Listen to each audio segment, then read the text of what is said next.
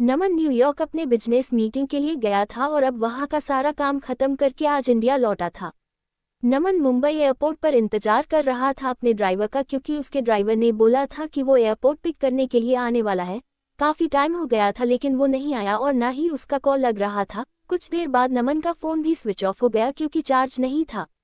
इंतजार करते करते बहुत टाइम हो गया था तो नमन ने सोचा कि वो टैक्सी से ही चला जाए। फिर वो अपना सारा सामान लेकर एयरपोर्ट से बाहर निकला और टैक्सी की राह देख रहा था कि कोई आए। तभी एक टैक्सी आते देख नमन उसे हाथ दिखाकर रोका और जैसे ही बैठने गया तो एक लड़की दूसरे साइड से टैक्सी में बैठ गई। नमन ने कहा कि ये टैक्सी उसने रोकी है तो वो बोली तो क्या हुआ, बैठी तो मैं पहले ना, आप दूसरी टैक्सी ले लो। नमन फिर उससे कहा कि आपको किस तरफ जाना है। उसने कहा मैं कहीं भी जाओ, आपको उससे क्या मतलब। उसका ये सब सुन के नमन को थोड़ा गुस्सा आने लगा। एक तो मैं कब से इंतजार कर रहा हूँ, ड्राइवर नहीं आया मेरा और ये इधर मुझसे बेहस कर रही है। फिर नमन भी टैक्सी में बैठ गया और बोला भैया चलो। वो लड़की ज्यादा कुछ नहीं बोली और आगे चल के उसका घर आ गया तो वो नमन से पहले ही उतर गई और नमन आगे निकाल गया टैक्सी में। फिर जब नमन को प्यास लगा तो वो पानी पीने के लिए पीछे वाले सीट से पानी की बोतल लेने गया तो देखा उधर एक छोटा सा हनपस था जिसमें एक पैन कार्ड, आधार कार्ड और एक छोटी सी डायरी थी।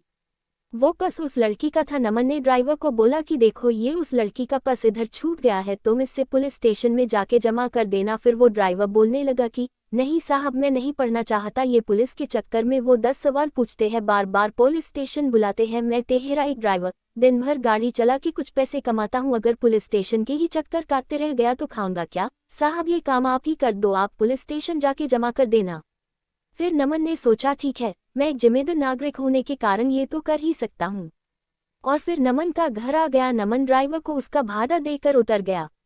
नमन के घर में नमन अलावा उसके मम्मी पापा रहते हैं। नमन उनसे मिला, उनका हाल चाल लिया और पूछा कि ड्राइवर आया क्यों नहीं एयरपोर्ट पर मुझे लेने। तो माँ ने बताया कि रास्ते में गाड़ी खराब हो गई तो उसने तुम्हें कॉल किया लेकिन तुम्हारा फोन ऑफ था, तो उसने घर पर कॉल करके बताया कि वो गाड़ी ठीक करवाने के लिए जा रहा है। नमन ने कहा ठीक है और अपने कमरे में चला गया आराम करने।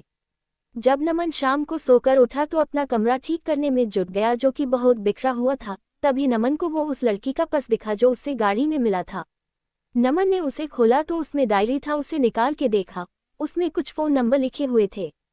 उसमें एक नाम था नीतू। नमन ने उस नंबर पर कॉल किया और उससे बोला कि मुझे एक पर्स मिला गाड़ी में जिसमें ये डायरी है, उसमें तुम्हारा नाम है और एक पैन कार्ड और आधार कार्ड भी है। उसने पूछा कि आधार कार्ड पर नाम क्या है। नमन आधार कार्ड पर देखा और बोला अनिशा। तो सामने से वो लड़की बोली हाँ ये मेरी दोस्त का पर्स है, वो मुझे बोली थी कि उसका पर्स कहीं खो गया है, मैं उसे बता देती हूँ और आपका नंबर भी दे देती हूँ, वो आपको कॉल कर लेगी। नमन ने कहा ठीक है। थोड़ी देर बाद एक नंबर से कॉल आता है। फोन उठाते ही सामने से एक लड़की बोलती है मेरा पर्स आपके पास है। नमन ने कहा आप कौन। तो वो बोली वही जिसका पर्स आपके पास है, जिसमें मेरा कुछ बहुत जरूरी सामान है। नमन ने कहा हाँ मेरे पास है, तुम उसे टैक्सी में भूल गई थी। वो बोली हाँ, कल आप मुझे दिल्ली कैफ में मिलकर उसे लौटा सकते हैं। मैंने कहा हाँ। वो थैंक यू बोलकर कॉल रख दी। अगले दिन नमन कैफे गया उसका पर्स लौटाने के लिए। नमन सही टाइम पर पहुंचा था लेकिन अनिशा लेट थी, नमन रुका था उसके लिए। कुछ देर बाद वो आई। आज वो बिल्कुल अलग ही लग रही थी कल से। उसके लंबे घने बाल थे जो खुले हुए थे, उसने सफेद और नीले रंग का सलवार कुर्ता पहना था, कनों में सुंदर से झुमके भी थे। नमन उसे बस देखता ही रह गया। वो धीरे धीरे नमन की तरफ चली जा रही थी। नमन का ध्यान ही नहीं था, वो बस उसे देखे जा रहा था। फिर वो बोली हेलो, ध्यान कहाँ है आपका, मैं कुछ पूछ रही हूँ। तो नमन जल्दी से उठ गया और बोला हाँ आओ, मैं तुम्हारा ही वेट कर रहा था। वो बोली हाँ सॉरी मुझे थोड़ा लेट हो गया। नमन बोला कोई नहीं ठीक है। फिर नमन ने कहा कॉफी।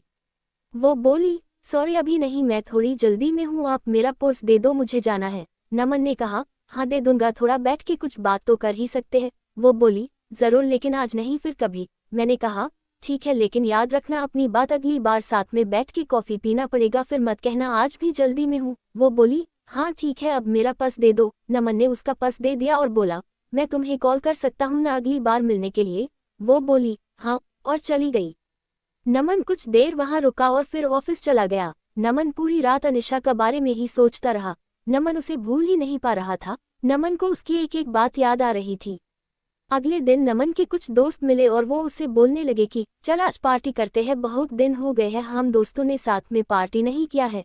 नमन ने कहा ठीक है, सब चल रहे हैं तो मैं भी चलता हूँ। फिर वो 5 दोस्त एक क्लब में गए। सब वहाँ बहुत नाचे साथ में। फिर थोड़ा ड्रिंक भी किया। तभी नमन की नज़र एक लड़की पर गई जो लगातार बहुत ड्रिंक कर रही थी। नमन ने ध्यान से देखा तो वो और कोई नहीं अनिशा थी। आज वो बहुत ही अलग लग रही थी।